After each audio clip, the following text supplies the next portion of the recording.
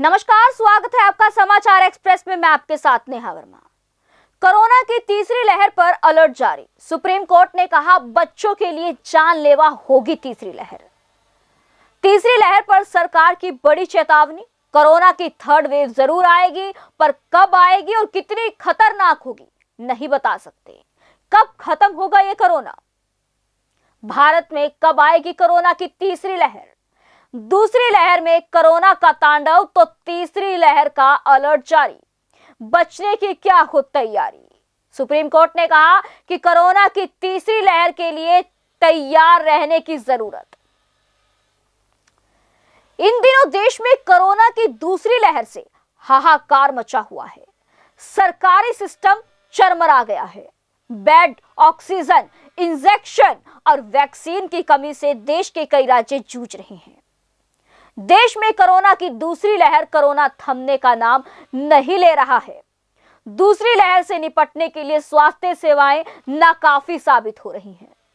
इसी बीच सरकार तीसरी लहर के लिए तैयारी करने में जुट गई है, यानी कोरोना फिलहाल खत्म होता नहीं दिख रहा।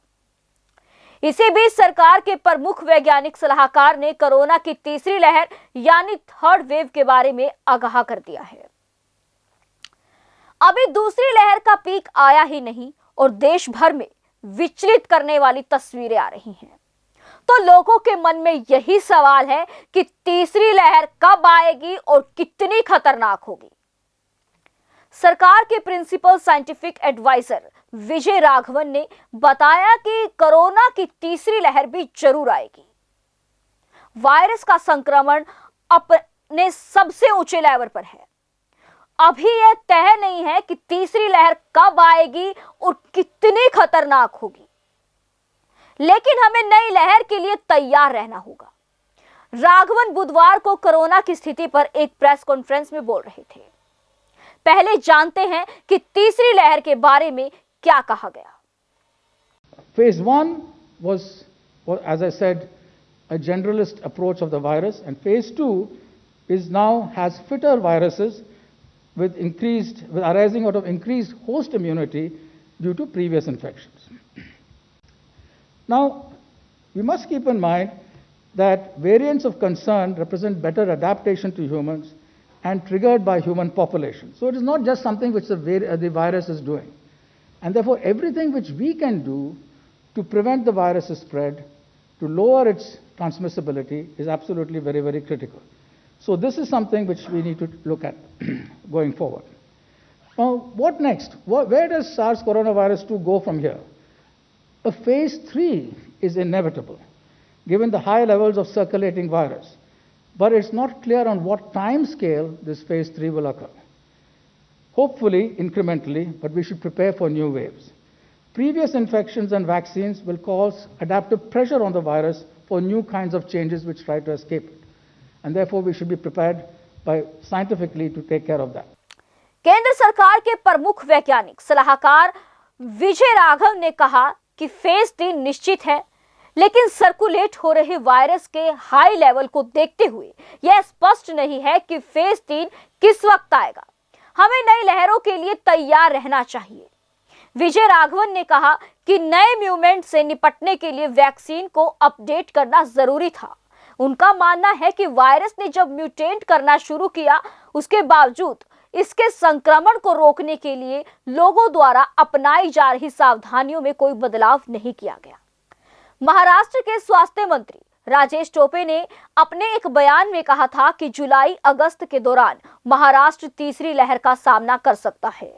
देश के सबसे ज्यादा कोरोना प्रभावित राज्य महाराष्ट्र के मुख्यमंत्री उद्धव ठाकरे ने पिछले साल नवंबर में ही अपने फेसबुक पोस्ट में चेतावनी दी थी। उन्होंने लिखा था, यह दूसरी और तीसरी लहर सुनामी की तरह खतरनाक है।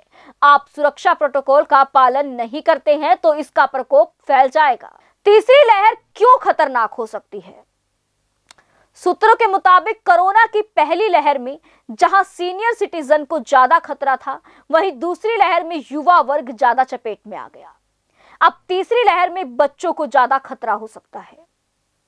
एक्सपर्ट्स का कहना है कि कोरोना की तीसरी लहर 18 से कम आयु वर्ग वालों को तेजी से अपनी चपेट में ले सकती है। यह काफी गंभीर हो सकती है। इन्फेक्शन डिसीज के एक्सपर्ट डॉक्टर नीतीश शिंदे का कहना है कि बच्चों के लिए भी वैक्सीन बहुत जरूरी है, नहीं तो तीसरी लहर में यह आयु वर्ग काफी प्रभावित हो सकता है। महाराष्ट्र मेडिकल काउंसिल की वाइस प्रेसिडेंट और शिशु रोग विशेषज्ञ डॉक्टर विंकू रघिवानी का कहना है कि भारत की आबादी 30% में लोग 0 से 18 वर्ष के हैं। तीसरी लहर में इसके चपेट में आने का ज्यादा खतरा है। ऐसे में बच्चों को इससे बचाने का एक अहम तरीका वैक्सीनेशन ही है। सुप्रीम कोर्ट ने गुरुवार को सुनवाई के दौरान कोरोना की तीसरी लहर पर चिंता जाहिर करते हुए केंद्र सरकार से बच्चों के वैक्सीनेशन के बारे में भी सोचने के लिए कहा है। गुरुवार को देश में कोविड के रिकॉर्ड 4,12,000 मामले सामने आए हैं।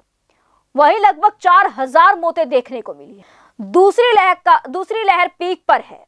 वहीं Indian institute of science Bengaluru के एक टीम ने अनुमान लगाया कि अगर मौजूदा स्थिति में कोई सुधार नहीं किया जाता है तो आने वाले सप्ताहों में कोरोना से मरने वालों की संख्या दुगनी हो सकती है। Indian institute of science Bengaluru की टीम ने एक मैथमेटिकल मॉडल का प्रयोग करते हुए यह अनुमान लगाया कि अगर हालात यही रहे तो 11 जून तक मरने वालों की संख्या 4,04,000 तक हो सकती है। आईआईटी कानपुर के वैज्ञानिक मणांद्र अग्रवाल ने अपनी नई रिसर्च के मुताबिक बताया कि एक्टिव केसों के लिए पीक की टाइमिंग 14 से 18 मई और नए केसों के लिए 4 से 8 मई है। पीक के दौरान एक्टिव केस 38 से 48 लाख और नए केस 3.5 से 4.5 लाख होंगे। तो वहीं अमेरिका में मिशिगन यूनिवर्सिटी में महामारी विशेषज्ञ भ्रमर मुखर्जी का कहना है कि मध्य मई के दौरान रोजाना 8 से 10 लाख केस सामने आ सकते हैं। यह चौंकाने वाली बात है। उन्होंने आशंका जताई कि 23 मई के आसपास रोजाना 4500 लोग कोरोना से जान गंवा सकते हैं। सीएसआईआर के centre for cellular and molecular biology के डायरेक्टर डॉक्टर राकेश मिश्रा कहते हैं कि कोविड के मामले में हुआ यह कुछ ही वेरिएंट ज्यादा हावी हो गया है और ज्यादा संक्रामक हो गए हैं। आपको बता दें कि अब तक 22 देशों में यह तीसरी लहर आ चुकी है। कोरोना महामारी का तांडव विश्व भर में हो रहा है। दुनिया के 22 से ज्यादा देशों में तीसरी लहर का प्रभाव देखने को मिला है। Germany, France, Italy, Netherland, Poland, Canada, Britain, Japan जैसे देशों में नए वेरिएंट की वजह से कोरोना महामारी की नई लहर देखने को मिली है। अमेरिका, ब्राजील, तुर्की जैसे देशों में भी कोरोना की तीसरी लहर ने भयावह प्रकोप दिखाया है।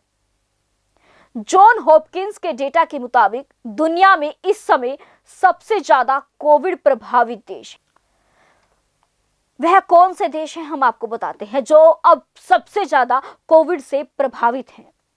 अमेरिका में 3,25,58,066 और भारत में 2,10,77,410, ब्राजील में 1,39,30,183, फ्रांस में 57,67,541, तुर्की में 49,55,594। इन देशों में सबसे ज्यादा कोरोना प्रभावित है। तीसरी लहर झेल चुके देशों में क्या हुआ था, यह भी हम आपको बताते हैं। कोविड-19 की तीसरी लहर काफी तेजी से और हर जगह फैलती है। फ्रांस के राष्ट्रपति इमैनुएल मैक्रों के जब तीसरी लहर के कारण लॉकडाउन लगाया था तब खुद वहां के पीएम जीन कैस्टेक्स ने पार्लियामेंट में कहा था कि महज 2 सप्ताह में वहां कोविड के मामलों में 55% का उछाल आया था, जिससे 38,000 मामले एक दिन में देखने को मिले थे। 2 हफ्ते के दौरान ही बेल्जियम में 95% और नीदरलैंड में 48% और जर्मनी में 75% उछाल कोविड के मामलों में देखने को मिला था। इंडियन एक्सपर्ट्स की रिपोर्ट के अनुसार जर्मनी में जब मार्च में लॉकडाउन से ढील देनी शुरू की गई थी, तब उसी दौरान वहां एक बार फिर तेजी मामले पकड़ने लगे। अप्रैल में स्थिति और गंभीर हो गई। 18 अप्रैल को वहां 29,000 नए मामले सामने आए। इनमें से जो संक्रमित हुए थे वे ज्यादातर 15 से 39 आयु वर्ग के थे, यानी पहले की 2 लहरों की तुलना में इस बार युवा ज्यादा चपेट में आए। इटली में जनवरी के दौरान यहां हर सप्ताह लगभग 12,000 से ज्यादा मामले आते थे। वहीं मार्च अप्रैल में हर सप्ताह 20,000 से ज्यादा नए मामले देखने को लगे।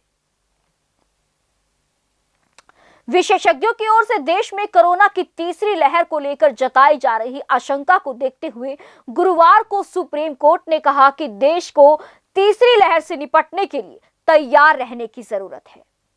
तीसरी लहर बच्चों के लिए ज्यादा खतरनाक हो सकती है, इसीलिए इस वर्ग के वैक्सीनेशन पर भी विचार होना चाहिए।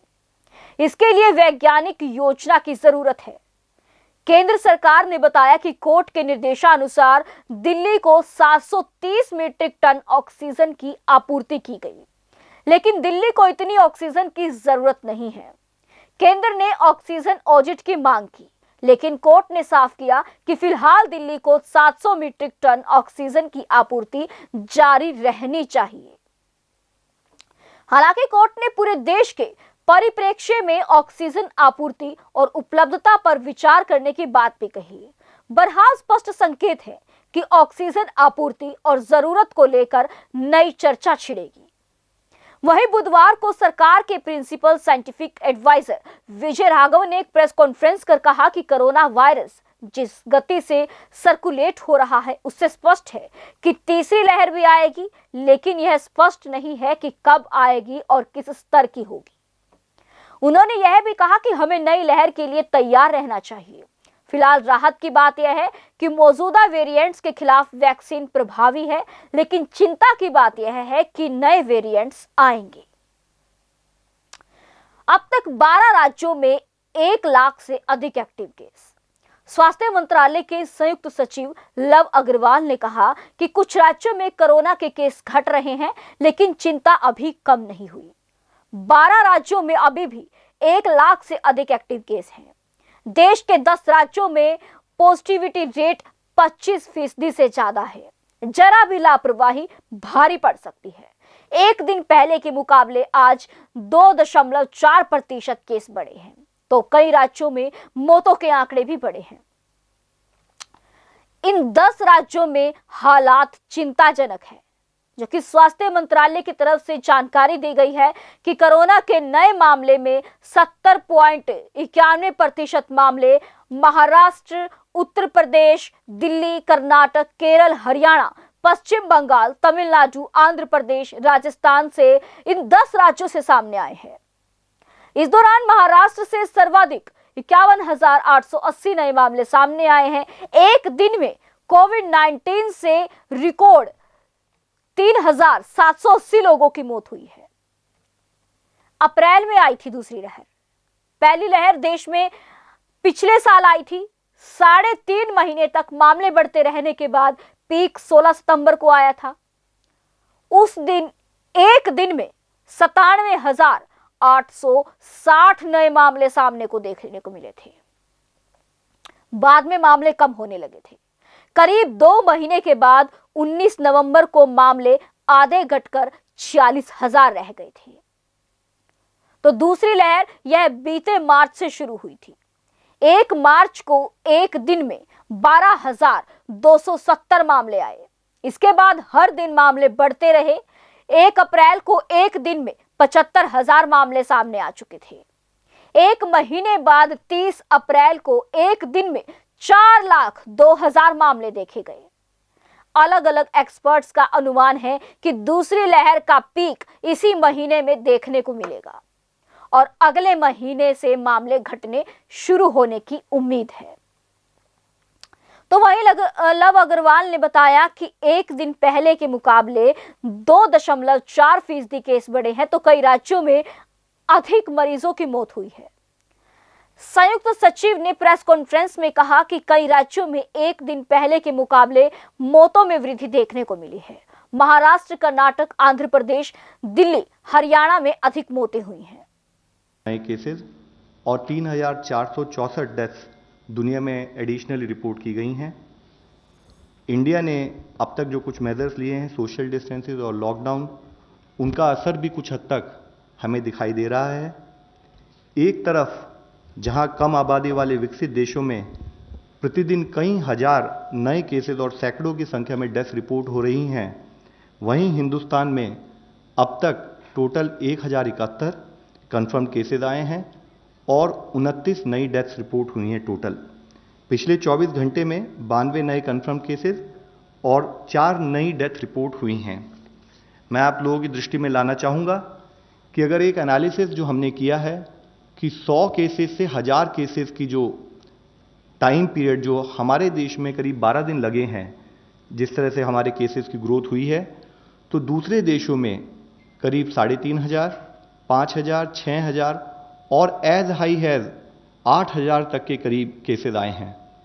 ये देश विकसित देश हैं, इनकी पॉपुलेशन इंडिया से कम है और हम प्रगतिशील देश हैं और हमारी जनसंख्या कई गुना ज़्यादा है।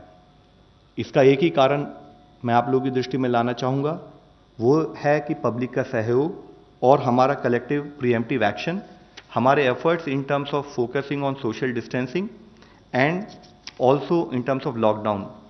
हाउएवर, मैं फिर ये बात हाईलाइट करना चाहूँगा कि ये हमारी प्रतिदिन लेने वाली बैटल है। हम एक इन्फेक्शियस डिजीज से डील कर रहे हैं। अगर कोई भी एक व्यक्ति, समाज में कोई भी एक व्यक्ति हमें कोऑपरेट नहीं करता, कोई भी एक व्यक्ति लापरवाही करता है, तो अब तक का जो हमने रिजल्ट पाए हैं, अब तक जो हमारी रिलेटिवली पॉजिटिव स्टेज है, हम फिर से जीरो स्टेज पे आ सकते हैं, हम फिर से फेल हो सकते हैं। तो इसलिए मैं आप सबसे रिक्वेस्ट करूंगा कि हम लोग हर तरीके से 100% अलर्ट रहें, 100% एफर्ट रखें कि जो गाइडलाइंस, जो डायरेक्शंस और जो डूज एंड डोंट्स सरकार की तरफ से पब्लिक में हम सबको बता रहे हैं, कृपया करके उन गाइडलाइंस का 100% अमल हो। हम इसमें 99% भी अमल जो है वो हमारे एफर्ट्स को फिर से हमें बेकार कर देगा। इसके लिए आप सबका सहयोग हमारे लिए बहुत ज़रूरी है। इस केस में मैं ये आपकी दृष्टि में फिर से लाना चाहूँगा कि दुनिया भर के केसेस को अगर हम देखें तो ऐसे केसेस भी पाए गए हैं कि एक व्यक्ति ने 100 और 100 से ज़्यादा लोगों को इन्फेक्ट किया और इन टर्न उन लोगों ने जाकर बाकी कई हजारों लोगों को इन्फेक्ट किया। तो कारण ये रहा कि एक व्यक्ति की लापरवाही से पूरे देश में वहाँ पर महामारी के रूप में कोविड-19 बीमारी फैल गई है। जैसा मैंने आपको पहले भी बताया है कि आज जरूरी है कि हमारे सबके कंटिन्यूड पॉजिटिव एफर्ट्स 100% सिंसियरिटी से देश को इस बीमारी से निजात दिलाने के लिए लगे रहें। साथ ही मित्रों, जैसे मैंने आपको कल भी बताया था कि कोविड के रिलेटेड इश्यूज में गाइडेंस देने के लिए 10 एम्पावर्ड ग्रुप सीनियर ऑफिशियल्स के अंडर में बनाए गए हैं, जो फोकस कर रहे हैं मेडिकल इमरजेंसी मैनेजमेंट पर, हॉस्पिटल लॉजिस्टिक्स मैनेजमेंट पर, केस मैनेजमेंट पर, कम्युनिटी मोबिलाइजेशन और इन्वॉल्वमेंट। ऐसे जो मुख्य अंश हैं उसमें वो हेल्थ मंत्रालय को अपनी सलाह, गाइडेंस और अपनी डायरेक्शन दे रहे हैं ताकि हम इस समस्या से बाहर आ सकें। एम्स न्यू दिल्ली और national institute of mental health के द्वारा कंट्री लेवल पर, विस्तृत लेवल पर ट्रेनिंग्स ऑर्गेनाइज की जा रही हैं फील्ड लेवल पर ऑनलाइन मोड के थ्रू, ताकि हम अपनी हॉस्पिटल प्रिपेयर्डनेस को, कैपेसिटी बिल्डिंग को इम्प्रूव कर सकें। बहुत सारे डिपार्टमेंट हर तरीके से हमारे इस एफर्ट्स में जुड़ रहे हैं। उदाहरण के तौर पर मिनिस्ट्री ऑफ स्किल डेवलपमेंट और एंटरप्रेन्योरशिप ने अपने सभी नेशनल स्किल ट्रेनिंग इंस्टीट्यूट्स और उनके हॉस्टल्स को क्वारंटाइन और आइसोलेशन फैसिलिटी बनाने के लिए निर्णय ले लिया है। मिनिस्ट्री ऑफ स्किल डेवलपमेंट और एंटरप्रेन्योरशिप ने हमें ये भी लिखा है कि जितने भी हेल्थ केयर के जो स्किल डेवलपमेंट कार्यक्रम उनके लेवल पर चले हैं, उसके द्वारा 1 लाख कर्मी हैं जो हमारी सहायता के लिए आज हमें उपलब्ध हैं। उन्होंने हमें 2000 हेल्थ केयर ट्रेनर्स और 500 से ज़्यादा हेल्थ केयर असेसर की भी एक सूची भेजी है, जो कि हमारे को क्वारंटाइन, आइसोलेशन और हॉस्पिटल फैसिलिटीज़ में इन्फेक्टेड लोगों के इलाज में सपोर्ट कर सकती है। साथ ही ministry of north eastern region ने नेशन वाइड लॉकडाउन के चलते नॉर्थ ईस्ट रीजन में मेडिकल इक्विपमेंट्स और इमरजेंसी गुड्स के ट्रांसपोर्टेशन के लिए कार्गो एयर फ्लाइट्स के लिए एक्सक्लूसिव रन करने की मंजूरी भी दी है। अगर हम आज का डेटा और इससे पहले का डेटा भी एनालाइज करें तो जैसे मैं पहले भी बताता रहा हूं कि हमने पाया है कि जो लोग एल्डरली हैं और जो साथ में उनको कोमॉर्बिडिटीज जैसे hypertension, chronic disease, kidney disease, diabetes और पल्मोनरी डिजीजेज या साथ में डिक्रीज इम्यूनिटी है उनकी, वह लोग ज़्यादा ससेप्टेबल हैं इन्फेक्शन के। तो उसके तहत हम कंटिन्यूसली उनसे रिक्वेस्ट करते आ रहे हैं कि उनको लॉकडाउन और सोशल डिस्टेंसिंग का पालन जरूर करना चाहिए। मिनिस्ट्री ने कल ही एल्डरली पॉपुलेशन के लिए एप्रोप्रिएट प्रिवेंटिव हेल्थ मेजर्स क्या हैं उसके लिए भी एक डिटेल्ड एडवाइजरी इशू की है। हमने कहा है कि एल्डरली पॉपुलेशन पर्टिकुलरली जितने भी हमारे डूज एंड डोंट्स हैं उनका पालन करें, सारी गाइडलाइंस का फॉलोअप पूरा हो, उसके लिए उनसे रिक्वेस्ट की गई है। इसके साथ ही कोविड-19 जिन जिन केसेस में रिपोर्ट हुए हैं वहाँ पर जो पब्लिक प्लेसेस हैं उनका डिसइंफेक्शन कैसे किया जाए उसके ऊपर भी एक डिटेल्ड गाइडलाइन कल हमने इशू की है, जिसमें इंडोर एरियाज, आउटडोर एरियाज और पब्लिक टॉयलेट्स को कैसे डिसइंफेक्ट किया जाए उसके बारे में हमने गाइडलाइंस बनाई हैं।